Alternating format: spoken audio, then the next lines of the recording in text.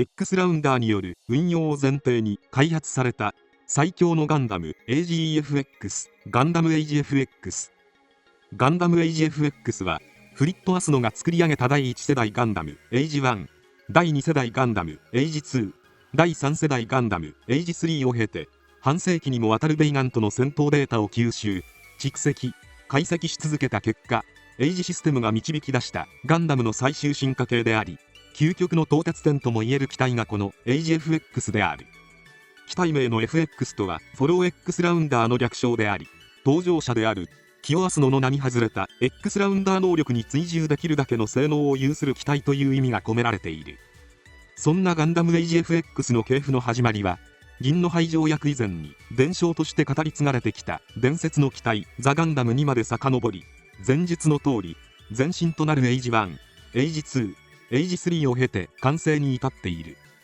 なお、AG シリーズのガンダムはそれぞれが RX78 にガンダム、ゼータガンダム、ダブルゼータガンダム、ニューガンダムというポジションを意識してデザインされている。中でも今回紹介する AGFX は初期のラフ案ではサザビーのような大柄のシルエットから外装を取り外すとニューガンダムのようなシルエットが現れるというアイデアでデザインされているという裏話がある。ザ・ガンダムやガンダム AG1、AG2、AG3 の詳しい解説は同チャンネルの動画をご覧ください。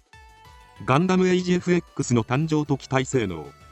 AG164 年ガンダム AG3 オービタル・オカルキオはAG3 を執拗に追跡するベイガンのエースパイロットゼハート・ガレットによって機体ごと旅客され、ベイガンの本拠地火星へと連行されてしまう。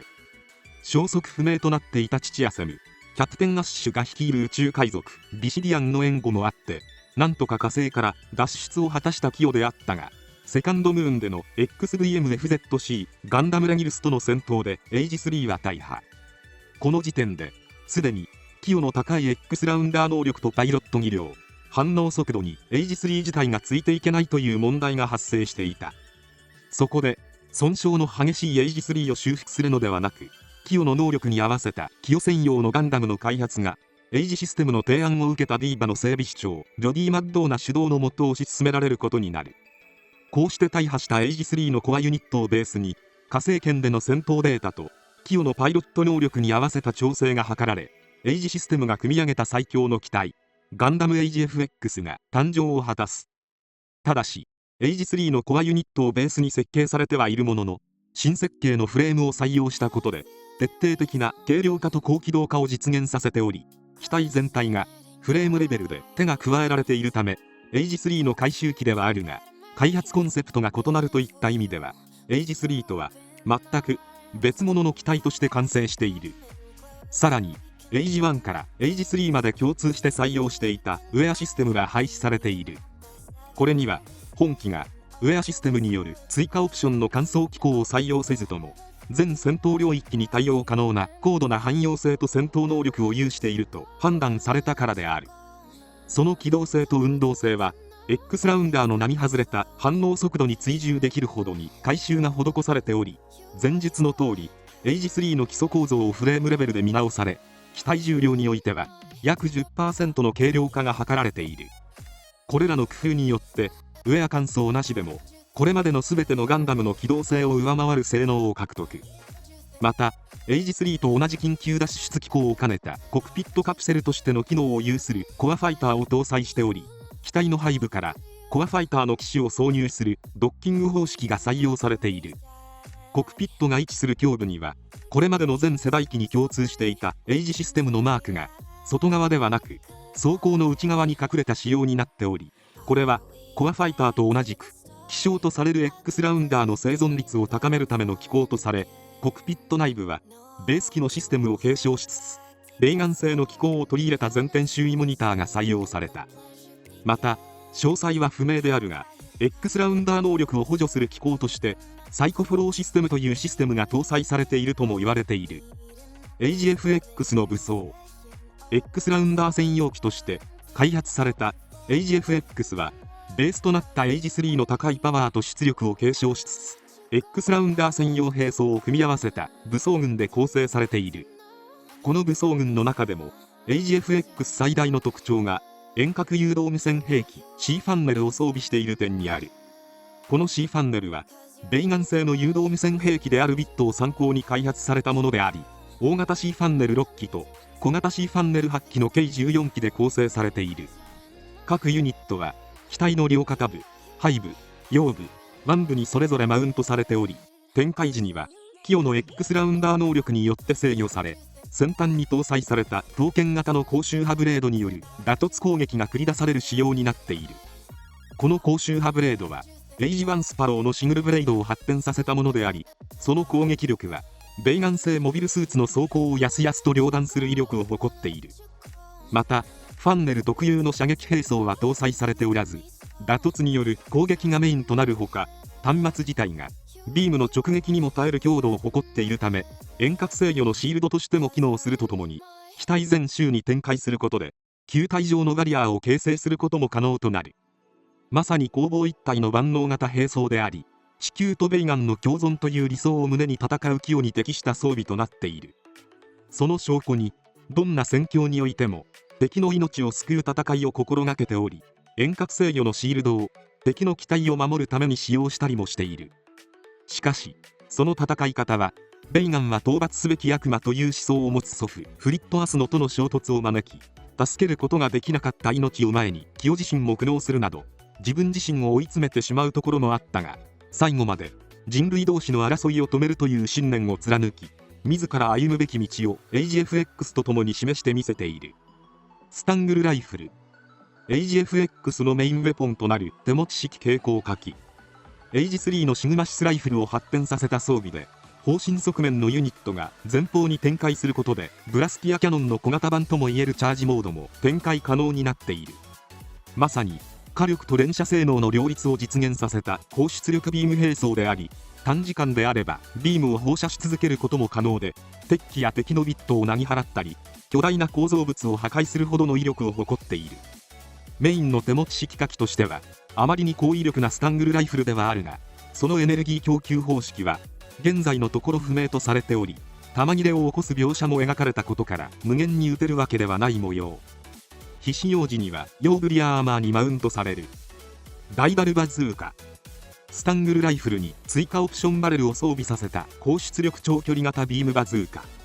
この大型バレルはラグラミス攻防戦の最中、エイジビルダーで製造され、ディーバから自炊式コンテナで前線の AGFX へと輸送された後に使用された。その構造はエイジ3のシグマシスライフルの追加オプションバレルとして運用されたブラスティアキャノンに近しい構造をしており、出力を大幅に上昇させることで前述のスタングルライフルチャージモードの威力をはるかに凌駕する破壊力と射程距離を誇る。このダイダルバズーカは AGFX の前後を超えるほどの長大な方針が特徴的であるため、本機の長所でもある高機動戦闘との相性は悪く、ベイガンギアシドとの交戦中にビームの直撃を受け破壊されている。腕部搭載式ビームサーベル、通常のビームサーベルのようにマニュピレーターで保持するのではなく、両前腕部に内蔵されたビーム刃展開式の斬撃1つ並走。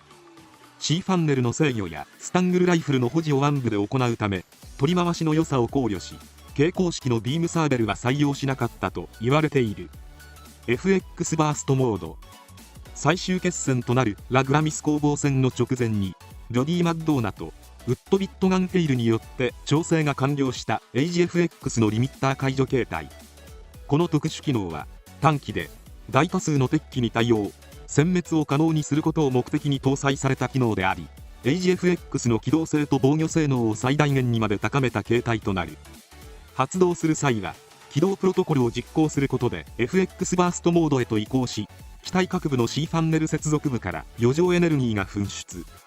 その瞬間、機体全体が青く発光し、高機動戦闘時には青色のエネルギーフィールドを身にまとうことで、驚異的な機動性と高出力ビーム砲の直撃にも耐える防御性能を発揮することができる。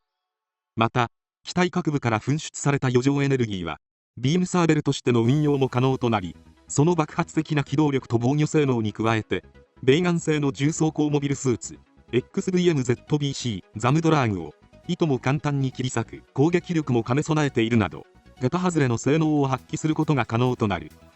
この余剰エネルギーは機体への負荷を軽減する一種の安全装置のような役割も担っており、詳しい原理や構造は不明とされた。しかし圧倒的な戦闘能力を発揮できる FX バーストモードではあるが、大幅に機動性を上昇させる代わりに攻撃精度が低下するため、ベイガンとの共存を望み、敵パイロットの命を優先したキヨにとってはあまり好ましくない兵装であった。なお小説版では追加機能ではなく AGFX 完成当初から隠し機能として搭載されていたという設定になっており、機体の開発自体もエイジシステムではなく、フリットやエミリー、ロマリーといったアスノ家の面々が新規製造した機体になっている。また FX バーストモードを発動した際にキヨの X ラウンダー能力を強化し、効果範囲の拡大を図る FX システムという機能も搭載されている。このシステムは戦闘用ではなく C ファンネルを介してキヨの思念、思いを量子化し人々に伝えるという機能であり、イメージとしては GNT0000 ダブルオークアンタのクアンタムシステムに近しいシステムになっている。 AGEFX ガンダムエイジ FX A ファンネル装備型。ガンダムエイジの MSV の一つ、機動戦士ガンダムエイジアンノウンソルジャーに登場する AGFX のバリエーション形態がこの A ファンネル装備型である。本編での最終決戦終結後、17歳となったキヨたちのその後が描かれた際に登場した機体であり、ベイガンの人々を苦しめていた死病マーズレイを防ぐための対抗処置として開発された自己防衛システムイバースシステムの開発にエイジシステムが使用されていたため、エイジシステムではなく人の手によって完成されたガンダムの装備形態でもある。ベイガンが開発した X ラウンダー専用の遠隔誘導兵器ビットは実戦に投入されて以降その進化を止めてしまっていたが、エイジシステムが生み出した地球連邦軍製のファンネルは終戦後もさまざまなバリエーションの研究開発が進行していた。前述の理由からエイジシステムに頼らず、技術者たちの手でファンネルに関する研究開発が繰り返し継続されていく中で、一つの最高傑作機が誕生することになる。それが A ファンネルであり、設計者はウッドビットガンヘイルによるもので、その性能の高さから戦後に最も活躍した AGFX の装備形態という記録が残されている。この A ファンネルは C ファンネルから数えて6番目に正式採用されたファンネルであり、 AGFX の両肩部、腰部、脚部に計6機の A ファンネルユニットが装着される。ユニット上部にはドッズキャノン、左右のウィング部にはビームトーチ、ユニット中央にはカメラアイを搭載し、専用 AI によって自律稼働する自律稼働型ユニットとなっている。